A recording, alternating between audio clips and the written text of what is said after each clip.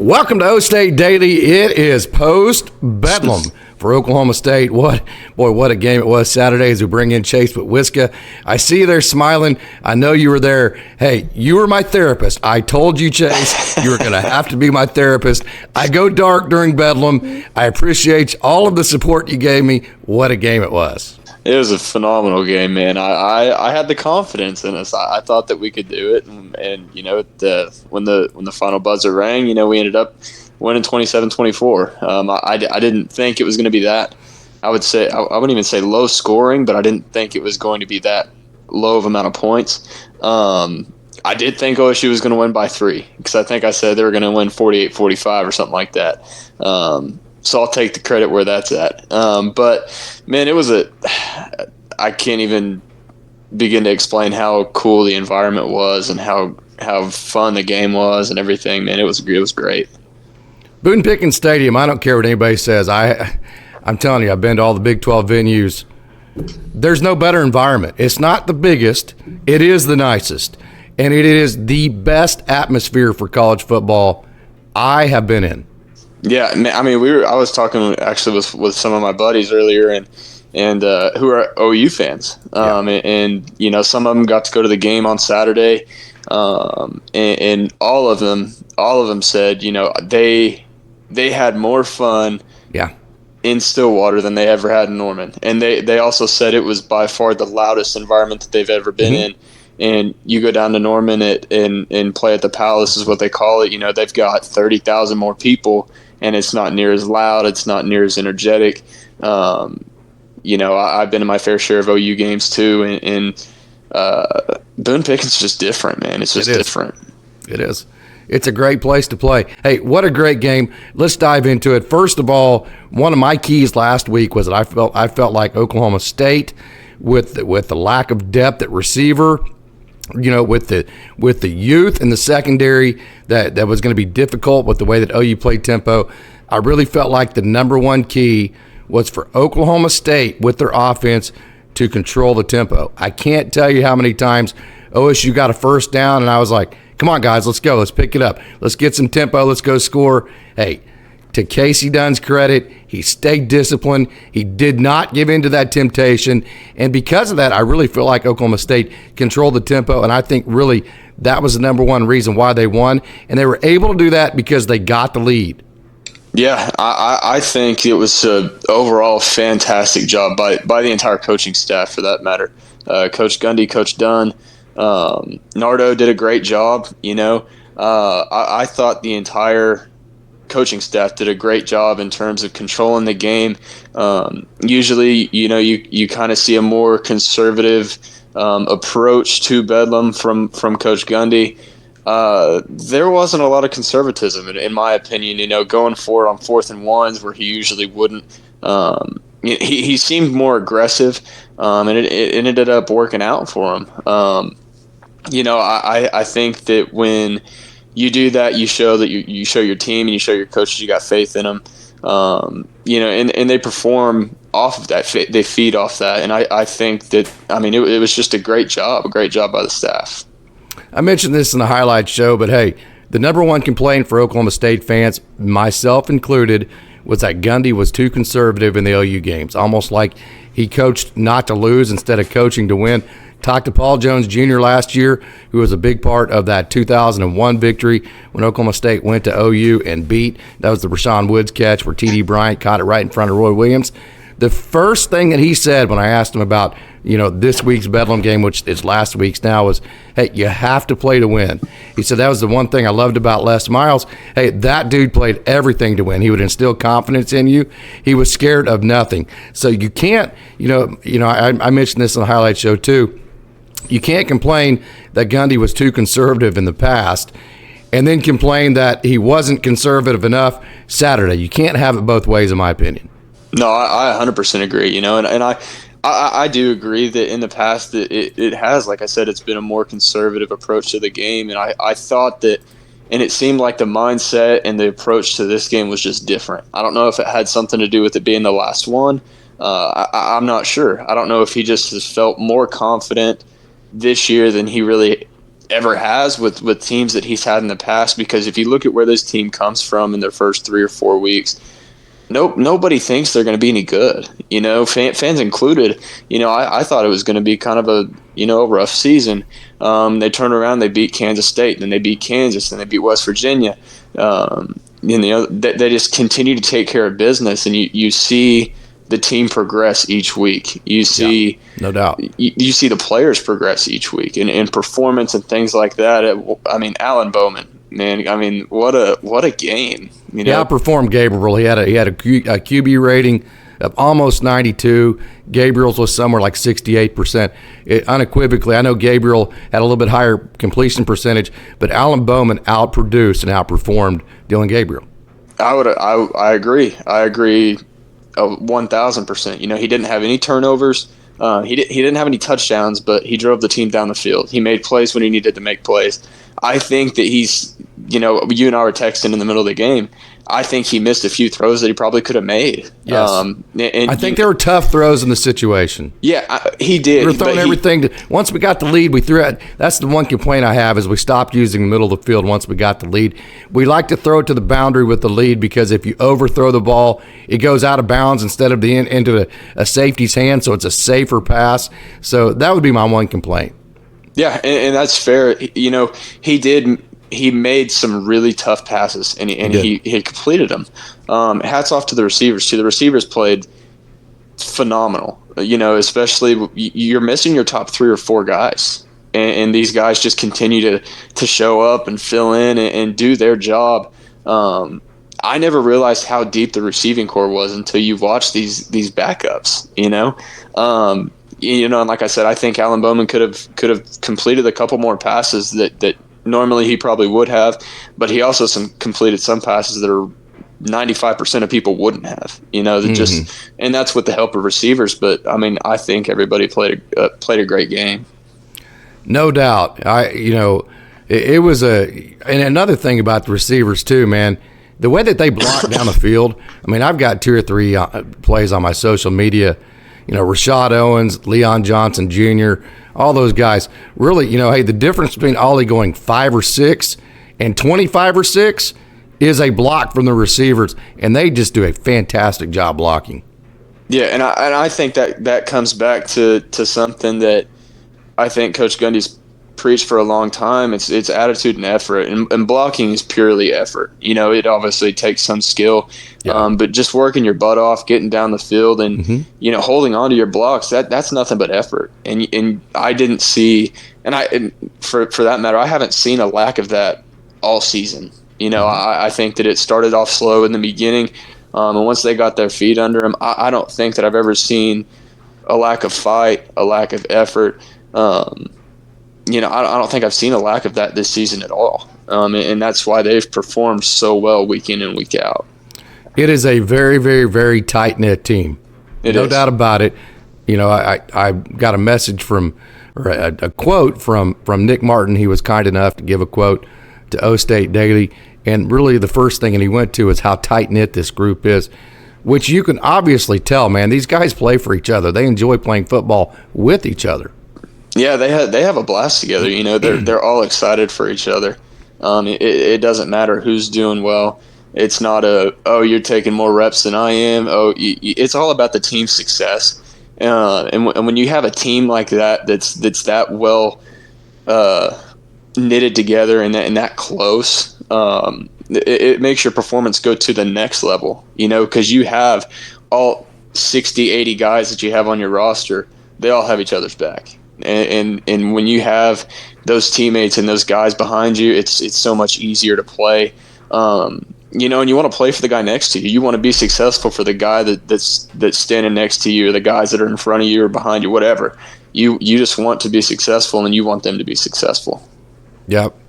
Got to give it up to Drake Stoops. That dude's awesome. BrentVenables is a absolute first-class human being, no doubt about it. I thought DillonGabriel.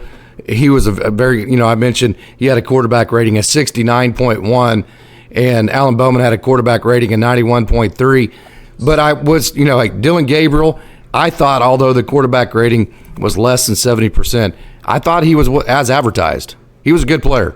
He's really good. He's really good, and I'm gonna give props to Oklahoma. They are a good football team. They brought out gap scheme just like they had not been running that counter scheme much at all this year. They brought out a whole bunch of wrinkles. Give them credit. Right. I mean, and you look at what DillonGabriel did. He did have the interception, but he also had a touchdown. He threw for 344, averaged almost 9.5 yards per pass. I'd say that's pretty successful. And then on the ground, Gavin Sawchuk goes for 111. Tybee Walker goes for 59. They had a lot of production. Drake Stoops has 12 receptions for 134 yards. This is a good football team, and Oklahoma State pulled it out. And I truly think that the better team on the field in Stillwater on Saturday was Oklahoma State. I really do. If you go based off of turnovers and performance and things like that, Oklahoma State was better, and I think they deserved the win, and they did. Can't say too much about AlanBowman, man. This guy, hey, say what you want about him, but you had a team that was just reeling. You had a team that wasn't playing well. You put him in as the everyday starter. He gets comfortable, and you can just tell the team's just kind of built around him. Guys are feeding off of him, and guys are buying into him being their leader. And I think that he's done a really, really good job of keeping this team on track and doing what a quarterback is supposed to do, which is lead the team. That's one of the primary jobs as a quarterback, and that's why it's so hard to be one. But he's purely a fantastic leader. He absolutely is. He's one of the most positive thinkers. If you've ever heard him talk, I've never had a chance to interview him. Hopefully someday, we can get enough clout here at OkState Daily maybe to get an interview like that. Who knows? That he's very busy. It wouldn't be during football season. We're not even going to consider even thinking about bothering these type of guys when they're trying to get ready to play for. I don't think people understand how busy these guys' schedules are. It's pretty incredible. You wake up in the morning and I don't even want to go through it all. It's incredible how busy they are. So they don't have a second to spare. I have asked a couple of guys if they had a chance to type out a quote, if they wanted to spend the time to, and Josiah Johnson, he was kind enough to do that. And then also Nick Martin was too. But hey, just listening to AlanBowman talk and the times that I've heard him, most positive thinker. What it reminds me of, Chase? It reminds me of a professional baseball player.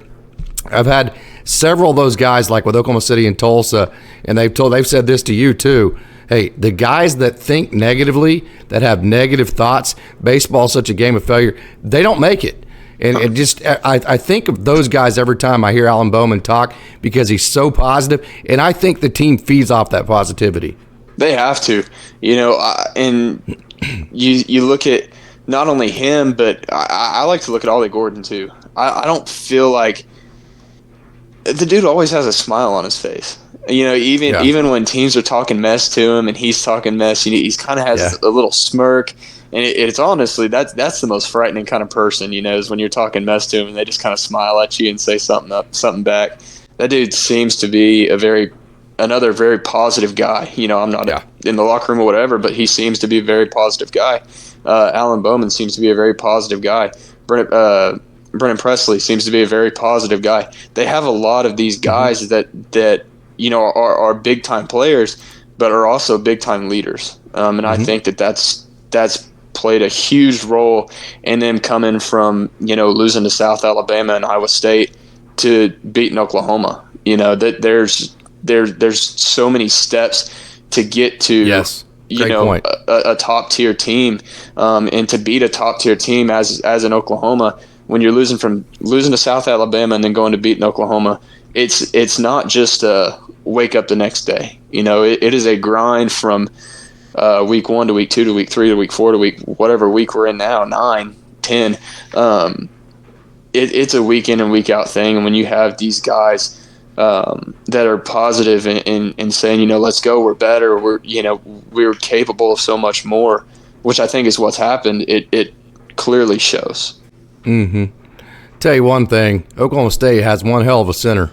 Joe Michalski, that dude is awesome, man.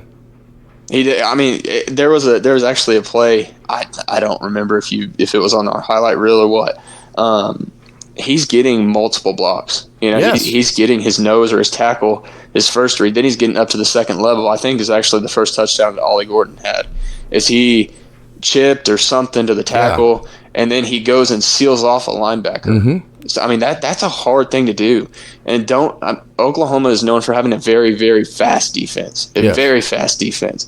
So when your center is able to do that's another effort thing, man. He chips and he goes on to the next level. He is trying to get his team into the end zone. Mm-hmm. The O-line from week 1 to now is like a brand new team. You know, I think it's the gap scheme as much as anything. I think it is too, and I think it's also just, they've bought into it, they trust it, and they also trust the guys behind them. And there's consistency with the guys behind them. I think that plays a factor in it as well, because when you have Gundy and you have AlanBowman, those are two different quarterbacks. When you have OllieGordon and you have Jaden Nixon, those are two different running backs. Mm-hmm. So when you have a little bit of consistency, not only within your scheme, but obviously with your starting core, the comfortableness comes and everything else like that seems to fall into suit. Who also had a hell of a game Saturday was Preston Wilson. That dude, I can't tell how many times he pulled, whether it be on a GT scheme. One time they actually pulled the guard and a tight end. I'd never seen that before. That was an awesome play. Preston Wilson, man, that dude's quick. He's very good at that, at pulling from his right guard position or wherever he may be, depending on the health of the offensive line that week. I thought he played a great game. Yeah, I mean, like I said, the entire O-line played a great game. And then I want to recognize the H-backs, man. The H-backs were huge again. Yep. And they have been all season, But you start to recognize things when you play teams like Oklahoma, who has a really good defense, and it's funny that you say that people are saying they kind of shut OllieGordon down, which they have compared to what he's done in the past. He still went for 137 and averaged almost 4.5 yards. If that's shutting somebody down, I think you're in pretty dang good shape. On top of 2 touchdowns. I mean, and OllieGordon will be the first person to say it. It's because of his blockers. It's because of the guys in front of him that's allowing him to do what he's doing. And what he's doing is nothing short of special. I hit on this on the highlight show. I'm not going to talk about it anymore. If you want my thoughts on the officiating from that game, I gave them with the visual evidence in that show. Here's your forum, Chase. Do you want to go there or not? It doesn't make any difference to me. We will, because it's a hot topic, but I'm so freaking sick of hearing about it. I mean, it's been 2 days, and I want to bang my head against the wall. But the officiating... don't let it bother you, man. It's just annoying. It's a loser's limp, what it is. Right. Well, but if you go back, here's a perfect example. Cale Gundy. Cale Gundy was a coach for Oklahoma. I think it was last year before when he left. Mm-hmm. He came out and said this morning on the Sports Animal that every time that OU would throw a screen pass, it seemed like 75% of the time is what they were doing, the wide receivers were holding the corners, they were holding the safeties every single time, and That's nothing got called. That's what Gundy said? Yes. Yeah. And nothing got called. Yeah. Pass interference in the end zone on Drake Stoops. Was it a pass interference? Personally, I think it was. Let's all be honest, it probably was. But they missed. If you want to go down the line of how many calls that were not called or missed or whatever, there were plenty to go both ways, I promise you. And that one play is not going to determine the game. Oklahoma, say they go and kick a field goal or they score, Oklahoma State was moving the ball almost with ease against the Oklahoma defense. So say they go and score, I have no doubt in my mind that Oklahoma State goes back and scores again. But we can all play the what-if game. And it wouldn't have been a touchdown if they did call a PI. It just would have been a first and goal. Oklahoma State Exactly. Still could have held. Yeah, and with how things were going for Oklahoma, who says they don't have a bad snap or don't have a fumble or don't throw an interception or whatever? It was just one of those games. So you can play the what-if game and, if this happened, this would happen. Nobody knows. Nobody's ever going to know. There were plenty of missed calls to go both ways. Oklahoma State comes out on top, and OU fans are going to have excuses. That's just how it's going to be. Yeah, no doubt. And they've had, you know what Sooner Magic really has been over the years has been better talent than the other teams. So, I mean, you just have better players, and it's easier to win games when you have better players. And then also, I think they've had the benefit of a lot of officiating over the years. Dave Seeger on the three-pointer that he walked at half court, took about 9 steps, it seems like. The Garrett Limbrick call in 1980. I mean, I can go up and down the line. There's been so many over the years that it's kind of rich of OU fans, I think, to blame a game on the officials after all these years. And to be quite honest with you, it's kind of funny to me. I think it's kind of funny. So, I mean, and I'll speak on behalf of the official. Officiating is not easy. It's not. I've done it this fall. You've done it. It's not really an easy thing to do. So for anybody that wants to complain about it, please come put on my uniform and whistle and go ref a Friday night game. Mm-hmm. And that's not even near the speed or anything of Division I football. Video analysis, they can't right. It's ridiculously hard. Things happen in the snap of a finger. So I don't like to, especially now that I've done it, I'm not going to be one to really complain about the officiating because it's not an easy thing to do. And everybody that doesn't do it thinks it is. Feel free to Oklahoma needs refs, so feel free to go out and take your test and go try it yourself. Yeah. Okay. So Oklahoma State's defense, it's an enigma. I'm telling you right now. Okay, I know enough about football, I think, to know that Oklahoma State found a gold mine in Coach Nardo. I'm just telling you, this guy's a savant, and the reason why I say this, Chase, is the blitz packages are elite. He's able to get it to where the kids understand the assignments.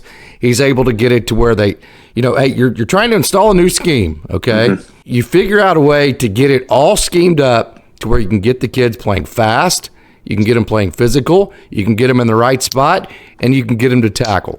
What he has done in this last 6 weeks, Coach Nardo, I don't think can be understated. Yes, they've given up yards. Yes, they've given up points. Super, super impressed, and I think the thing I'm the most impressed with, it's obvious that he can think. It's obvious that he can say, okay, well, they're doing this to us. This is what we need to do to figure it out. But it's not just that. It's obvious he can think, okay, well, yeah, this is what we can do, what we need to do, but what is it that we can actually get the kids to do in the next 5 minutes? Yeah. And I think he is just an absolute master at that. Hey, like I said, doesn't matter what you have to, if the kids can't figure it out, doesn't matter, So I just think he's a master of thinking through things, and as the game goes on, solving the puzzle. That tells me he's a really great thinker of football, and he puts it in a way that the kids can digest it. Yeah, and when you say kids, you have to keep in mind that a very large number of these starters and guys that play very consistently on this Oklahoma State defense are freshmen and sophomores. Yeah. These guys are young. And some of them are true freshmen. And what he's been able to do with the product that he has, meaning that there's not a whole lot of experience, is nothing short of impressive, especially at the level that they're playing. Holding one of the best offenses in the nation, for that matter, in Oklahoma to 24 points is pretty special, in my opinion. And then the amount of turnovers that it seems like they always have timely turnovers, whether it's the offense screwing up or the defense just making a great play. They know how to force turnovers and pressure the offense into making mistakes, and it seems like they always do it at the right time. Yeah, no doubt. Very impressed with him, and just the way I just think that those kids, like I said, hey, they do give up points. I thought OU did a great job of throwing in some wrinkles. They do give up some yards, and there are times we're just going, oh my gosh, guys, let's get this figured out, and let's get this other team stopped. But I'm just telling you, this young coach, very impressive. We've ridden Casey Dunn. We've criticized him, and quite frankly, what can you get the kids that you have available? She's down 3 receivers. Yeah. What can you get the unit that's out there right now to actually be able to do? That's a tough puzzle to solve. So I think there's been times in the past where Coach Dunn has deserved criticism, but I think this is a moment in time where Oklahoma State fans they need to be very, very happy with the job he's done. They need to give it up to him. Yeah, I agree 100%. You know, like you said, you've got 3 or 4 of your best receivers out, and don't forget he's the receivers coach. You know, he coaches the receivers. Not only is he the offensive coordinator, but he is the receivers coach. So what you see out of RashodOwens, what you see out of Leon Johnson, what you see out of Josiah Johnson, Brennan Presley, that is all a product of what he's done. And I'll be the first to admit I have criticized him and criticized him and criticized him over and over and over again, because sometimes it's very frustrating to watch the Oklahoma State offense. And luckily this year it seems like things have really worked out, and he's really started to figure out not only how to call the offense, but how to call the offense with the players that he has. Yep.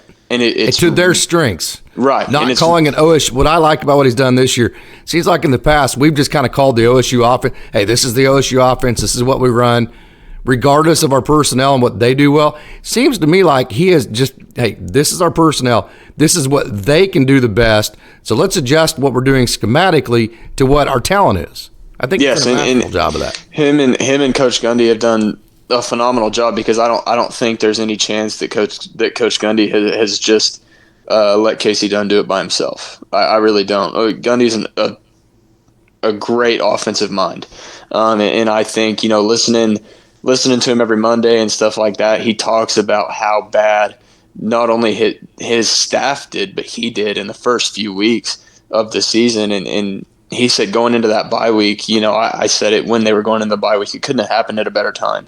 They had time to sit down as a staff and say, okay, what do we have to do to get this to work? And it's, I think he was talking about it today. He was talking about, somebody asked him, like, you know, who was responsible for the turnaround, and you know, he raised his hand jokingly, but him and his staff have put together. He's funny. Him and his staff have put together this offense that works for what they have. I mean, in like I said, I think it's a great job of what him and Coach Dunn have been able to do, in terms of figuring out, you know, Ollie's our best option, which I don't think that was really a question, but not only finding him, but finding what best fits him and best fits the team and the offense. What they've done is simplified things and made things work for what they have. And it's been a lot of fun to watch. Sure has. You ready to get to some grades? Let's do it. How about the offense? The offense as a whole, man, I think I'll go A. I think they played an A game. I think they could have played better. You know, I really do. They could have ended the game. They could have got that last first down. Yeah. That's an A plus. It's an off the charts A plus if they end the game on offense. I agree. AlanBowman. AlanBowman. I'll do the same thing. I'll go an A, because, like I mentioned, I think that there were some passes that he missed that he probably should have made, but he also made some passes that are really hard to make. So I'll go a straight up A.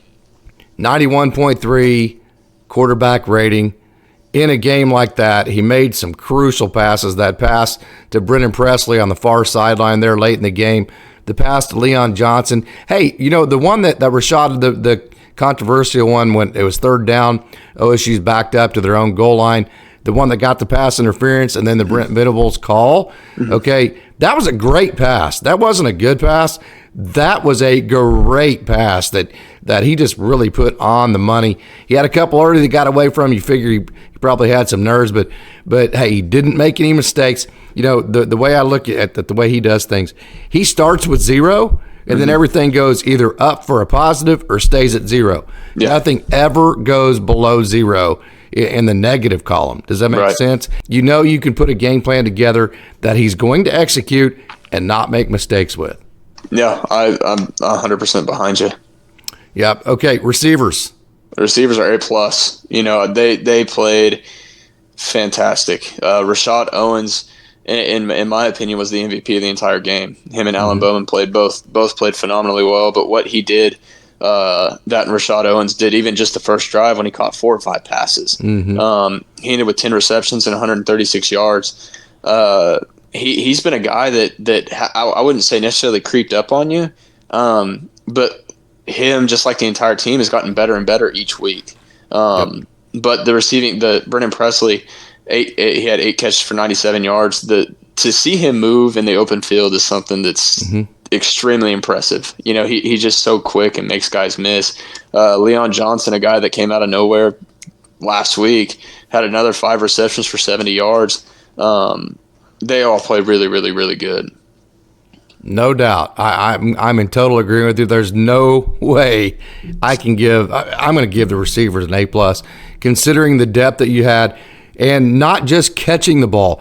Boy, I think one of the biggest plays that goes unnoticed, you remember that third down play where Brennan Presley kind of had to wrestle the ball away from the OU defense, and he was still like 3 or 4 yards short of the first down? So he's trying to wrestle the ball and actually catch it, and all at the same time, he just kind of backs up and starts backing into the first down and got the first down and moved the chains. That was a huge play. I felt like the receivers caught the ball when they had to, and then I think where they got over the top with an A+ is that they blocked downfield. Look at that last run that Ollie got down to the 2. Watch RashodOwens. His block was what got Ollie from like the 12 or 13 all the way down to the 2. So I think the way that the receivers blocked and then also caught the ball, no penalties, nothing like that. I thought they were simply fantastic. I'm going to give them an A+. Offensive line.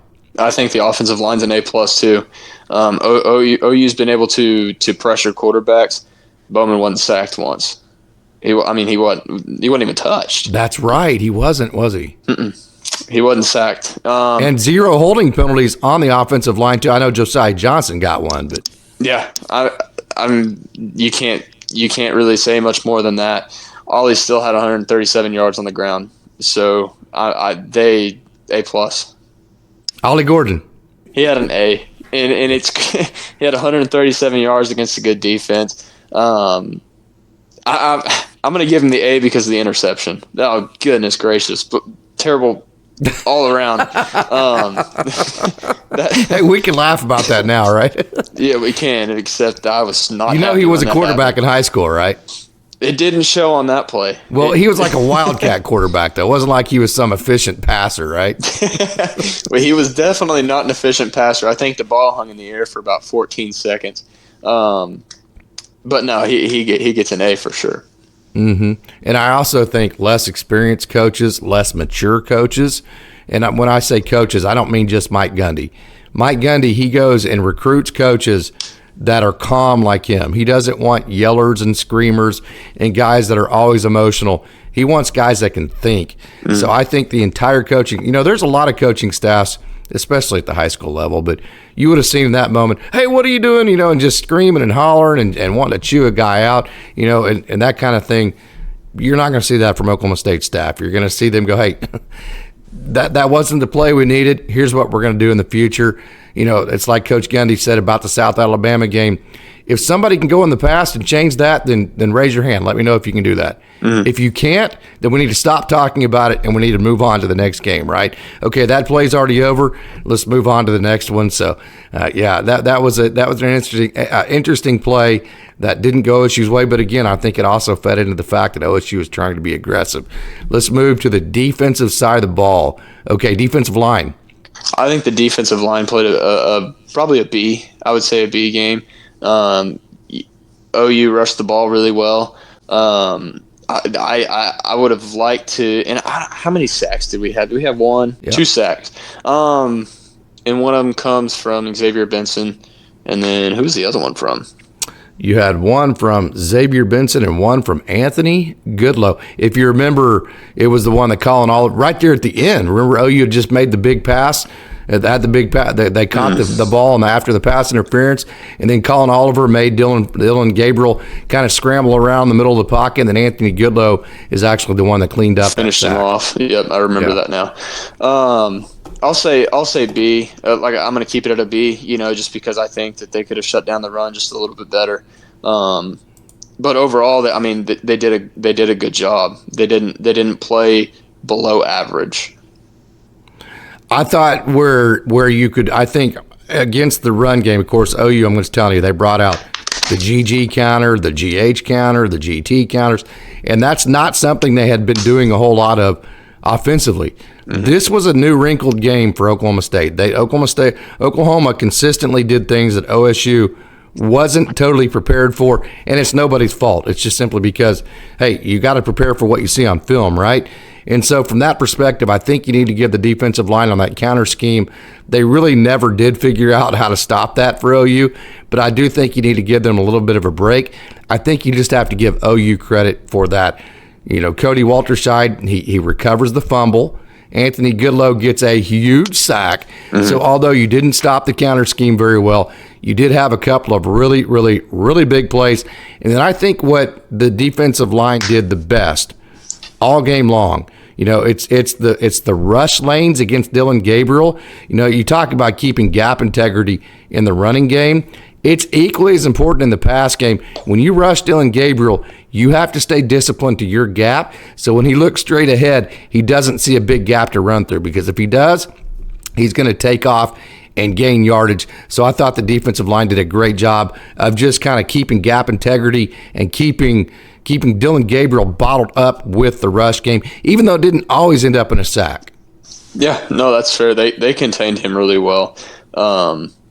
You know, like I said, I just would have liked to personally see them control the run just a little bit better. And I know they hadn't seen it, but adjustments and things like that, they probably could have done a little bit better of a job.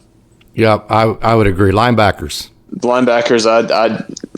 they continue week in and week out to play at a high level. I'll say, you know, B+ to A- range. If you could give like an 88 to a 90. XavierBenson got an A+. Mm-hmm. I would agree. You know, I think that for me, defensively, I think of the defense as two sections. I think you got your front seven and your back four. Mm-hmm. You know, and I think if I put them together, the front seven, you know, plays a B+ to A- game, and I think again that just comes in with the running game, and controlling that just a little bit better. And it did seem. OU 148 on 27 carries, 5.5 yards a carry. Yeah, I mean, and that's pretty efficient, you know. And this week you have a really, really good Central Florida offense that likes to rush the ball. I think they're over 5.5 yards a carry on average. So they're going to have to figure out how to stop the run a little bit better. Mm-hmm. But I would say anywhere from a B+ to an A-. It did seem like the middle of the field was open a majority of the time, and a lot of it was just the 5 and 10 yard digs that they kept hitting Stoops on. The mesh routes really hurt Oklahoma State too. Yeah, that big deep, you know, that big long pass on the long third down. That was just a deep mesh route. And they had two guys. I know Oklahoma State had two guys run into each other. Yeah, because of that mesh route. Yeah, and it's a great concept. It was a great concept, and obviously it worked.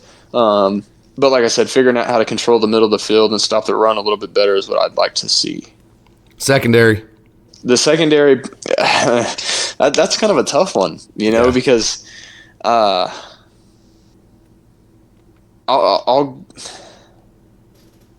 go B, an average B. You know, Oklahoma State beats OU to put themselves in position to make it to the Big 12 title game. As an OSU fan, you just want to give A+ to everything. You want to, but I'm trying to be as unbiased and as realistic as I can. Absolutely. Drake Stoops torched us. Yeah. You know, Drake Stoops is a phenomenal player, but he gave the secondary all that they wanted and probably a little bit more. But they had timely turnovers. They had one interception, right? One interception, and it wasn't Dylan a great. Smith had one, yeah. It wasn't a great ball by Gabriel, but that was a crucial turning point in the game. They needed to have that interception, and they got it. So I would say B to a B+ is how the secondary played. Yeah, I would agree, and I think if you add in here's where you could move them up to an A, is the fact that OU plays really fast. You have a bunch of really inexperienced young guys in the secondary that's never faced this OU team. How many times did you see them line up wrong? Several. Did you? Okay. And I'm not. When I say several, I mean if you take 50 plays, I would say maybe 5. Okay. So, I think that's fair. You know, I think it was on the long run that Sawchuk had. I was watching the corner wasn't. They weren't even in position. And then I texted you right after I saw it. 7 went under a block instead of keeping outside contained. Yes, he did. And what I mean by that, and if you don't know the game extremely well, when I say go under a block, he cuts under, and meaning he lets Sawchuk He's supposed to have outside leverage. Right. He needs to have outside contained. You have defenders coming from the inside. You don't have any defenders coming in from the outside. And when you go under that block, essentially it makes the guard or the tackle, whoever was pulling, it makes their job extremely easy because they did their job simply by cutting you off. So that's one example of, the corner wasn't set, and then we had Rucker goes under the block, and that leads to the long run. So when I say several, I mean if you take 50, I'd say 5 or 6 times. All right, let's move on to this week. Okay, no, before we do, coaching. Oh man, A+. Yeah, and that is I'm not being biased when I say that. The way that Coach Gundy approached this game, the way that Coach Dunn approached this game, the way that Coach Nardo approached this game, they played to win. And they came in with a plan, and they stuck to the plan, and it was successful. And it's something that you haven't seen in a Bedlam game. I don't know. I don't think you've really ever seen it in a Bedlam game, to be honest with you. Not to that extent. No, and it was so much fun to watch. The 4th and 1s. I didn't like the 4th and 1 play calls. That meaning, we're running power. But I loved the aggressiveness, and I loved the way that they just attacked Oklahoma. They said that this is what we're going to do, and you're either going to stop it or you're not. And I don't think Oklahoma State figured out a way, I don't think Oklahoma figured out a way to stop it effectively. I would totally agree. I give the coaching, not just the riverboat gambling, playing to win, which I think the kids fed off of. Also, there were so many different moments of crisis. There were sudden changes. It was drama. And say what you want, but huddling up like Oklahoma State did, it adds to the drama. Because it's like whenever you're just play, it's almost like you don't have time to even sit and think about what's going on, right?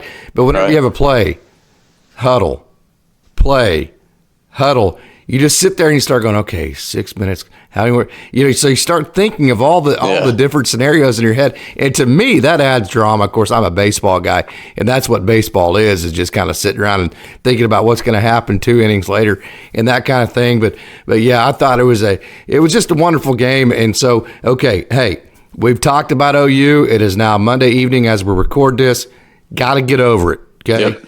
Because if you go and you lose to UCF, which is very easy to do, this is a team that went into Norman and almost beat, I've heard OU fans describe it as should have beat OU in Norman. This is going to be an offense, in my opinion, that's every bit as good as what you saw with OU.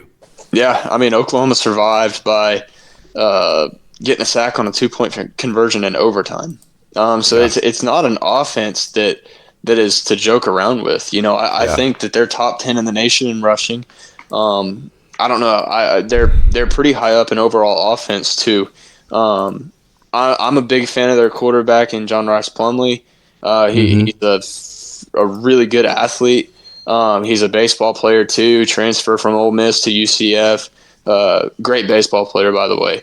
Really good baseball player, but I think he's even a better football player. He throws the ball well. He can also hurt you with his legs.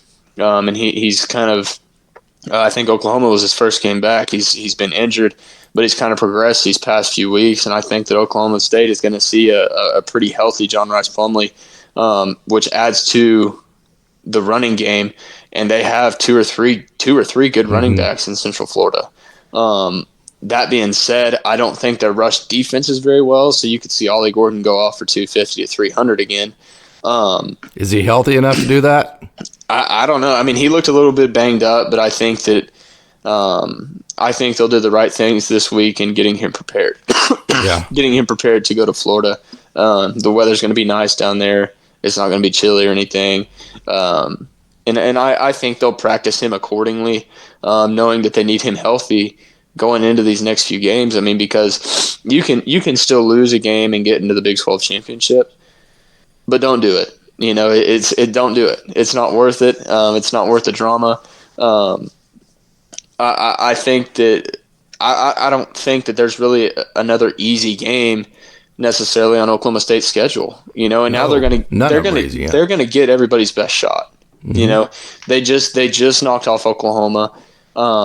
And on top of that, it's not like this team has elite talent. I know OllieGordon's great, but I mean, it's not like you have Brandon Whedon, Justin Blackman, and you have an offense that you just absolutely know is going to go score 65 points in Florida Saturday, right? Right, and exactly. And what these last three teams, what they have to play for is to ruin Oklahoma State's season. I mean, that is as simple as that, because Oklahoma State is a team that's extremely hot right now. They're starting to get national attention. They have a running back that could be in the Heisman race.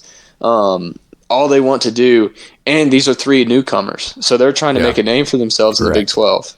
So there's a lot that honestly is working against Oklahoma State in these last three games, with these teams just wanting to prove their worth in this new conference, on top of, let's ruin Oklahoma State's season. That's what they have to play for at this point, because none of them are going to get into the Big 12 championship game. I don't know where they're at in terms of bowl appearances. Some of them are playing to get into a bowl still. So there's a lot that the teams that they have coming up next in UCF, Houston, and BYU have to play for. Well done. That was literally everything and every point I could have possibly even thought of about the next three matchups. So, hey, with that, final thoughts before we get out of here? I mean, if you weren't able to be at Bedlam, man, the environment was the best I've ever been a part of. It was a blast, but it's time to move on to next week. It's great that we won the last Bedlam, but we've got 3 more weeks of football to take care of business in the regular season, and then hopefully we play December 2nd in Arlington. The last regular season Bedlam, of course, there is still a path for Oklahoma, OU to make the Big 12 championship game against OSU as a rematch. That would be so much fun. So much fun to watch. I'm the opposite. I don't want that to happen. See, it's hard to beat a team twice, but I truly think that I saw a different Oklahoma State team that I've ever seen than I have ever seen in my past. In a positive way. I think that a lot of football fans like myself, if I take myself out of Oklahoma State gear and shoes, a lot of football fans would like to see another Bedlam. OSU Texas would be pretty fun. That would be pretty fun. Because if you beat Texas, man, then you really ran the gauntlet, Yeah. And you beat K-State, you beat Kansas, you beat OU, you beat Texas. You are the unequivocal, no doubt about it, best team in the Big 12. I would love to see an Oklahoma State and Texas matchup too. Every Oklahoma State Texas game, so I'm sorry, that I've gotten to watch has always been a fun one to watch. Yeah. Oklahoma State always seems to, knock on wood, always seems to get the upper hand. But them in Texas, man, they play a fun, close game to watch all the time. Yep, no doubt. Hey, man, I think we're going to end it with that. So, hey, appreciate you joining, Chase. It's been a whole lot of fun. Would like to say, as we end this podcast, as we do each and every week, thank you so much for tuning in, and go Pokes.